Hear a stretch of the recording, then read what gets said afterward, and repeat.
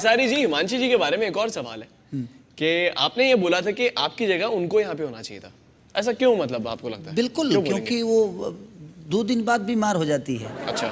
हर 2 दिन का नियम है और वो बड़ी कोमल है जी। टास में भी उनको चोट लगता है ना, थोड़ा सा भी कोई छू दिया ना तो वो गुलाब के फूल की तरह है ना, वो जी, छूने पे वो बिखर जाती है। बिल्कुल। तो प्रॉब्लम उनका ये है। तो मेरे हिसाब से बीमार आदमी को शो में रहने की कोई मतलब ही नहीं है, क्योंकि वो हॉस्पिटल तो है नहीं, वो तो बिग बॉस का घर है। मेरे कहने का मतलब कि इंटरेस्टिंग तो कुछ है नहीं जी। जिनसे मैं मिलना चाहूँ।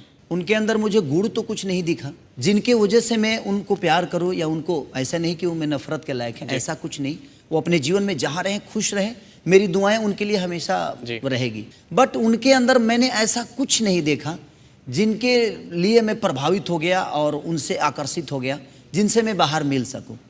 मुझे नहीं लगता। अगर पंजाब जाऊंगा भी तो शहनाज से मिलने। अरे शहनाज से मिलने जाएंगे पंजाब? तो केसारी जी, आपने बड़ी इंटरेस्टिंग बात बोली है कि घर में पता नहीं चलता है कौन सच्चा है कौन झूठा है, कैसे परखा जाए।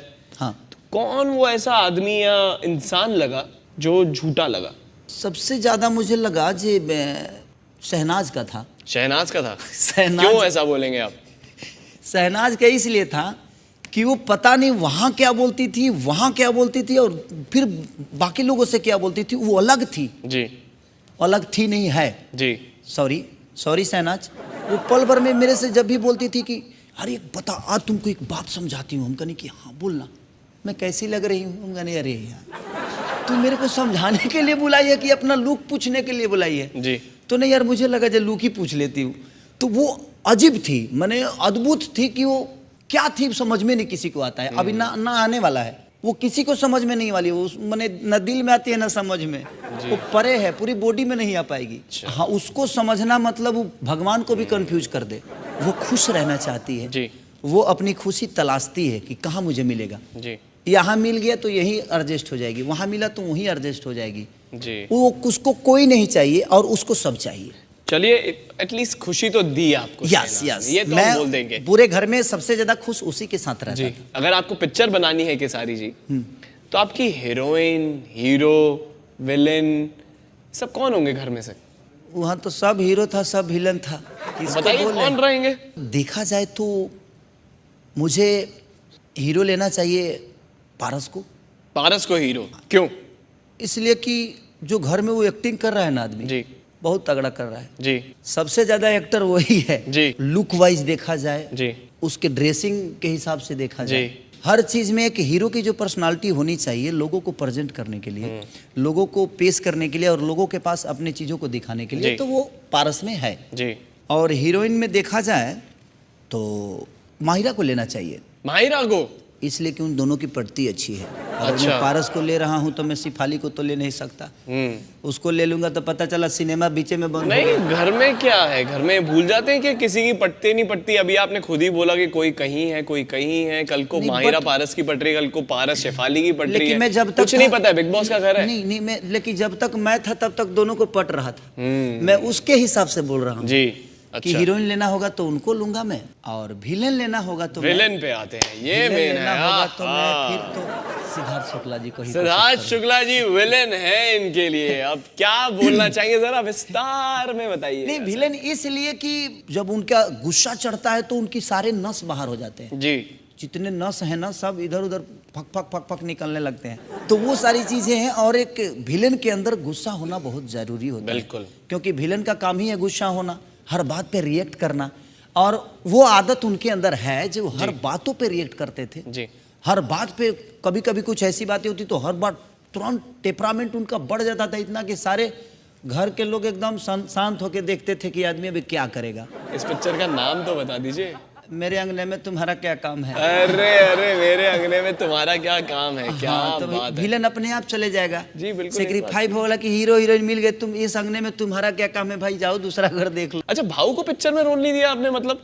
भाऊ जी। अब ये बताइए, भाऊ खाली पादते हैं वहाँ पे? जी। उनको सिर्फ पादने के लिए लेकर गए हैं बिग बॉस। जी बिल्कुल। मैं एक दिन बोल भी रहा था उनसे कि भाऊ अगर गैस मान के चले कि बिग बॉस के घर में खत्म हो जाता है तो फिर हम लोग का खाना का दिक्कत नहीं होगा। जी। इसलिए कि आप यहाँ मौजूद हैं। जी बिल्कुल मौजूद है आप। आप 7 गो सीटी मारिएगा दाल बन जाएगा जी। 5 गो हवा छोड़िएगा भात। रोटी के लिए थोड़ा प्रॉब्लम है कि आपका गैस रोटी में भी घुस सकता है जी। तो हम उस दिन रोटी नहीं खाएंगे। अब बारी है गेम की, रेडी हैं आप? एकदम रेडी है। गेम का नाम है हैशटैग वाह। वाह। तो गेम बहुत आसान है। क्या? मैं आपको कुछ घर के सदस्यों के नाम बताऊंगा। ओके आपको उनसे रिलेटेड सिर्फ एक हैशटैग देना, जो भी आपका फेवरेट हैशटैग हो। ओके। तो पहला भोजपुरी में दे सकते हैं? भोजपुरी में ही देंगे। तो पहला नाम है रश्मि देसाई का। चलनी हंसे सूप के जी। जाना में 77 गो छेद बा। अब इसको समझा दीजिए बात दर्शक के लिए। ऐसा है कि चलनी जो हम आटा को चालते हैं ना जी। जो खराब अनाज होता है हाँ जी। उसको बाहर कर देता है जी। और जो अच्छी अच्छा, चीज होती है नीचे उसको ले। अंदर ले लेता है। जी। तो उसी तरह रश्मि देसाई जी हैं, वो दुनिया में नुक्स निकालती हैं बट सबसे ज्यादा नुक्स उनके अंदर है। जब मैं बाहर आ रहा था तो उन्होंने बोला कि शायद खेसारी गेम के लायक ही नहीं है क्योंकि ये कंफ्यूज हैं। तो सबसे ज्यादा कंफ्यूज वो हैं और वो दुनिया को दोष देती हैं। दूसरा नाम है अपना विशाल। बाप मुँह पानी में, जी। अब बेटा का नाम पुंडुकिया। अब जरा समझाएंगे इसे विस्तार में। एक पुंडुकिया होती है जी। हमारे यहाँ जो पानी में तैरती है, हाँ जी। छोटा सा होती है। इसका मतलब ये है कि पिताजी पानी में डूब के मर गए और बेटा बोल रहा है कि मैं पुंडुकिया हूँ, मैं तैरता बहुत हूँ। वो विशाल है इसलिए कि इतना घुसते ही इतना फेंकना शुरू किया और जाते ही बिखर गया वो। तो वो मेरे कहने का मतलब कि कभी कभी इंसान को ओवर कॉन्फिडेंस भी उसको मार देती है। जी। चलिए तीसरा नाम देते हैं आपको। हाँ। भाव। केहू न पूछे जी। हाँ दे बानी।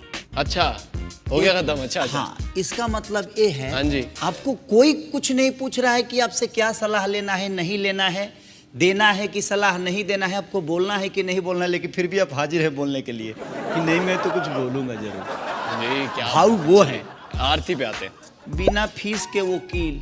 बिना फिश के वो कील। हाँ, एको पैसा नहीं लेगी लेकिन आपका केस लड़ेगी वो। ओ, चल लड़ेंगे। हाँ, अगर कोई झगड़ा हुआ है ना, जैसे मान के चलिए कि आप हम लड़ गए ना, वो घुसेगी कि मैं तुम्हारा केस लड़ूंगी, फीस नहीं लूंगी और घुस के कुछ ना कुछ बोलेगी। फीस नहीं लेंगी। हाँ, फीस नहीं लेंगी। आप क्या फीस समझ गए थे? फीस नहीं लेंगी तो मतलब उड़ता तीर पकड़ लेती हैं वो हाँ, basically, वो पकड़ लेती हैं। उड़ता तीर ले लेती हैं।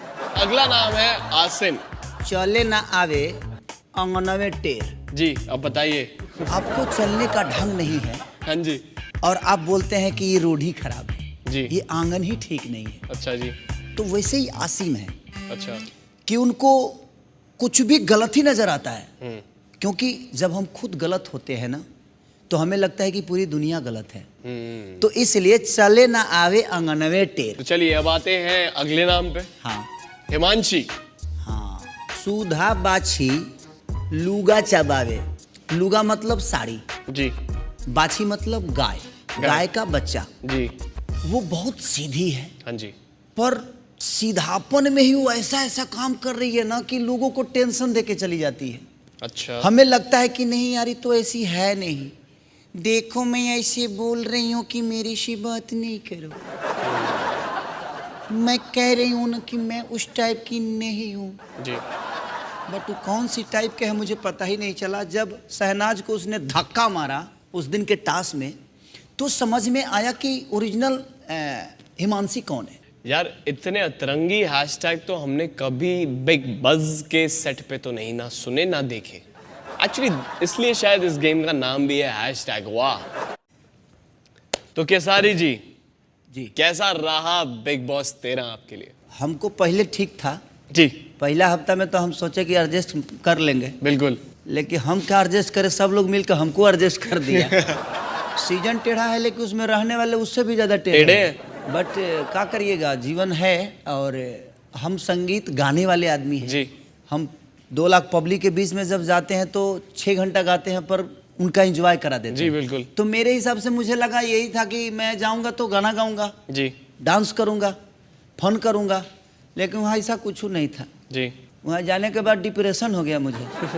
मैं जानता हूँ कि बिग बॉस शोहरत का समंदर है जी। लेकिन उसमें रहने वाले सारे बंदर हैं। जी हाँ, सब कूद रहा है इधर उधर जी। और हम देख रहे हैं कि कौन किस डार पे कूदा। आप उसी जंगल से आए हैं वैसे वापस? वहाँ सब तो बानर बन गए, हम ही नहीं बन पाए। सबसे बड़ा बंदर कौन था? सबसे बड़ा बंदर तो मुझे लगा कि सिद्धार्थ शुक्ला ही जी थे। सिद्धार्थ शुक्ला सबसे बड़े बंदर हैं घर के। और सिद्धार्थ शुक्ला जी का पहले हफ्ते में जो रोल था ना मेरे लिए, मैं कहीं से भी जाता था तो कुछ ना कुछ ऐसा उंगली कर देते थे कि मैं डिस्टर्ब हो जाता था जी। तो उनका जो कूद कूद के हर आदमी को डिस्टर्ब करने वाला काम, हर मसला में उनका एक मसला फंसता था। मसला? हाँ, मसला उनका इतना था कि मेरा तसला गर्म हो जाता था जी। तो उनके मसला की वजह से मैं जो फंसला गया ना जी उसमें मुझे पहले हफ्ते में बड़ा प्रॉब्लम हुआ। जी। क्योंकि हमारी जीवन जो चली है इंटरटेन के हिसाब से चली जी। है, गायकी के हिसाब से चली है, सैर के हिसाब से चली है। मैं फन करता हूँ, मैं गाना गाता हूँ और मेरा जीवन वही है। जी। और मैं कभी प्याज पे लड़ा नहीं, कभी मिर्चा पे चर्चा हुआ जी। नहीं, मेरा चर्चा हुआ है कहानी पे। केसारी जी, खाने से याद आया भाई, भूख लग गई है अभी, और बिग बॉस के घर में तो वैसे भी किचन पॉलिटिक्स से आपका पेट भर ही गया होगा। अभी अपने घर से लेकर आया हूँ आलू की सब्जी नान के साथ, और सोच रहा हूँ स्विगी से ना गर्मा गर्म दाल मखनी मंगवा ली जाए, मलाई मार के क्या बोलते हैं। आपने मेरे मुंह की बात छीन ली। कुछ घर पे बनाया और कुछ स्विगी से मंगवाया, तो इसी बात पे ऑर्डर किया जाए। ये खोला मैंने अपना फोन और ये हुआ ऑर्डर, दाल मखनी, और ये कर दिया order. Swiggy delivery is on the way and post pack up we can share घर से बनी आलू की सब्जी और naan with the perfect combination of dal makhani. मेरे लिए ना, आपके लिए, मतलब हमारे लिए, देखिए हमारे लिए। हाँ, आप भी थोड़ा सा ले लीजिएगा। बट कुछ भी कहो, इनकी आंखों में मैं देख सकता हूँ कि घर को कितना मिस कर रहे हैं। मैं उस पल को मिस कर रहा हूँ जब मैं निकल रहा था। जी। मैं निकल रहा था तो मुझे लगा जी जितने भी कंटेंशन, क्या बोलते हैं उसको, कंटेस्टेंट। हाँ सर, Contestant। ये जो बोल रहे हैं वही थोड़ा अंग्रेजी। बोलिए बोलिए, कंटेस्टेंट। कंटेस्टेंट, बिल्कुल कंटेस्टेंट, कंटेस्टेंट, बिल्कुल। या सिर्फ मेरे को इंग्लिश दो चारे को आता कोई बात है, नहीं, या बिल्कुल। यस नो वेरी गुड, इसी पे जी रहा हूँ मैं। तो मैं जब निकल रहा था तो जितने भी लोग थे, 12 के 12 लोगों के आंखों में आंसू मेरे लिए था। जी। उससे पहले भी 1-2 लोग निकले थे लेकिन किसी ने आंसू नहीं बहाया था उनके लिए। बट मैं जब निकला तो सबने आंसू बहाया और सबके मन में एक था कि यार ये इंसान बहुत अच्छा था, और सबने ये बातें बोली। तो मुझे लगा जे आज निकलते समय मैं इनको जीत लिया तो मैंने शो जीत लिया। मतलब विशाल तो आपके लिए काफी रोया है केसारी जी, पर ऐसी क्या चीज हो गई है जो काफी बदल चुकी है आपके और विशाल के चक्कर में, विशाल और आपके बीच में वो ऐसा क्या चल रहा है, हुआ क्या है ऐसा? क्योंकि हमें तो बहुत गहरी दोस्ती दिख रही थी। नहीं यहाँ पे। देखिए, एक बात बताएं, उस शो में दोस्त कोई नहीं है जी। और दुश्मन भी कोई नहीं है। जी। हर आदमी अपने प्लान के हिसाब से, अपने गेम के, अपने विचारधारा के हिसाब से गेम खेल रहा है। बट विशाल मेरे बिहार के हैं जी।